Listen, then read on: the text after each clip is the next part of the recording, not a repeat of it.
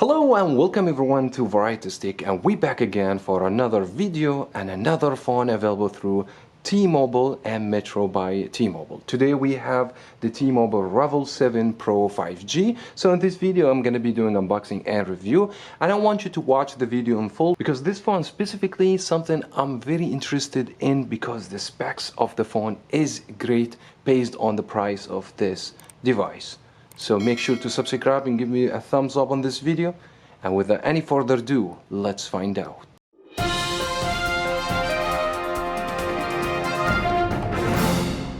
First, speaking of the price, I received my unit from Metro by T-Mobile. So if you want to go and join Metro by T-Mobile, either to be a new customer or if you are existing customer with different provider, for example, if you have Boost or maybe you have any of a TracFone, Total Wireless, Verizon, and you would like to join Metro by T-Mobile, you guys are gonna expect this phone will be absolutely free, which is awesome in my opinion. So if you are exist customer or you want to buy the phone as an upgrade, now it depends. Metro, they may offer you $50 off on the price, but if you want to pay the full retail price of the phone, is going to be $250, which is in my opinion, based on the specification, is still a great price. And now let's take a quick look on the main specifications for the REVVL 7 Pro. Taking on the account, the phone is only a mid-tier device, not flagship. Speaking of the display, we have massive size screen, 7 inches, with Super AMOLED or OLED screen, which is nice addition to a phone within this range of price. Full high definition for the resolution, you're talking about 1080p, and the refresh rate is going to be 120, and the amount of PPI is going to be 382. For the operating system, the phone loaded with the latest operating system from Android 14, and you guys can expect a clean experience with the stock Android. Now for the hardware, this phone has a Snapdragon processor. It's going to be 2.2 gigahertz clock speed, octa-core, Snapdragon 6th generation, which is in my opinion, this is a decent processor. Now in addition to this, the phone has 256 gigabyte of internal storage, and I believe this is the first time Metro pushing a free phone with 256 gigs and 8 gigabyte of RAM, which is awesome in my opinion. Now for the camera, this phone has on the back 4 camera, starting with a 50 megapixel with iOS. The video recording capability is going to be 2K, which is something nice to see. Most of the phones take only 1080p, 5 megapixel wide lens and 2 macro and 2 depth. You should be able to have good experience of taking good pictures on the back camera. Now speaking of the front facing camera, we have 16 megapixel, and of course I'm looking to test the camera and show you samples and give my honest opinion about the camera. Now the battery in the phone, 5000 milliampere, and the charging speed is going to be 25 watt if you charge with wire, and this phone has the capability to charge wirelessly, which is something nice to see in a budget phone like the REVVL 7 Pro, and the phone gives you 15 watt of wireless charging. And now let's take a quick look by unboxing the phone. The package, as you guys can see, it will show T-Mobile logo, even this phone through Metro by T-Mobile. So we have 2 different brands, and I believe Moto or Lenovo, the factory that makes the REVVL phones for T-Mobile specifically. So you guys are gonna see T-Mobile logo, branding and all that stuff. The box look decent in my opinion. So the phone inside this sleeve, let's go ahead and take it off. And we will have another box over here. Let's just take this. The first thing we're gonna see will be the phone with a screen protector, taking the phone out of the box, and here is how the phone look. There you go. So this is gonna be a plastic, by the way, so that is not a glass.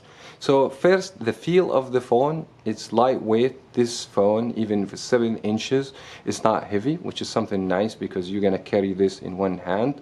And also we have a screen protector. Let me go ahead and remove this.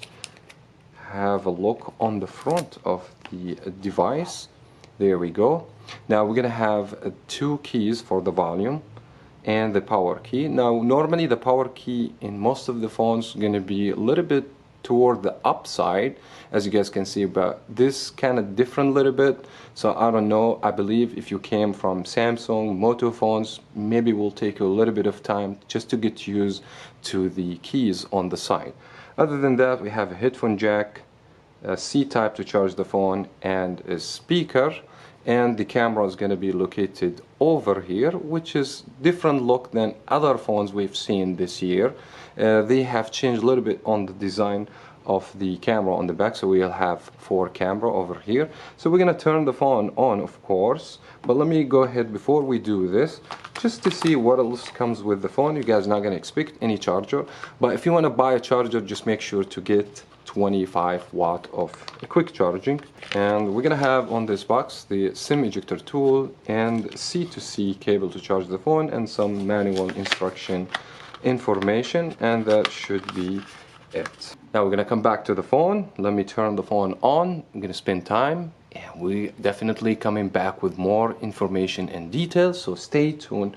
We'll be back. 2,000 years later. Now, after spending a little while with the phone, let me kick off with the design, build, construction. There's not much to add to what I said about the location of the fingerprint or the power key, volume down keys. The build of the phone is going to be plastic. The nice thing, you don't see much fingerprint show on the back of the phone. Now, for the design and the look of the phone, in my opinion, the phone doesn't look very attractive. Some people may like it, but me personally, I see the phone a little bit ugly. But the phone has nice grip, that because we don't have any sharp edges, so the phone feels very comfortable. And I also feel 7-inch phone, it's kind of large a little bit, and it's going to be difficult to use in one hand. Fingerprint works very good. I don't like the location, as I said again, but it works very accurate and does the job good. Now, if you don't like the fingerprint, you have the option to do face unlock. Overall, speaking about the design, build, construction, is not the something why I'm interested to this device. Of course, going to be other things. Now, the display is going to be one of the main advantages for the REVVL 7 Pro, with no any doubt, because we have OLED screen, so the quality of the display itself is amazing because we have the AMOLED display. Very colorful and very vivid. The brightness level is great. Angle of view is awesome. With 120 Hz refresh rate, you're gonna feel the phone is smooth like a butter. Now, technically, if you like 7-inch display, large screen with OLED screen, decent resolution, I believe you're gonna love the display. Now, for the operating system, the phone is loaded with the latest operating system from Android, which is Android 14, pure stock Android. This phone does not have any additional application installed, except the application comes with the Android, like the Google Photo, the files, YouTube, etc. Overall speaking, about my experience with the operating system, I was very satisfied. I didn't have any issues. I haven't noticed glitches or delay or anything like that. That because you are using the most clean operating system, which is something I personally prefer. But the operating system is not going to offer you any additional or extra feature, such as what we see in the One UI from Samsung. Now, speaking of hardware, the processor, the Snapdragon 6th generation, in my opinion, does the job more than what I expected. I downloaded 3 different games, low, medium graphics, and high graphics, and the phone performed very, very well.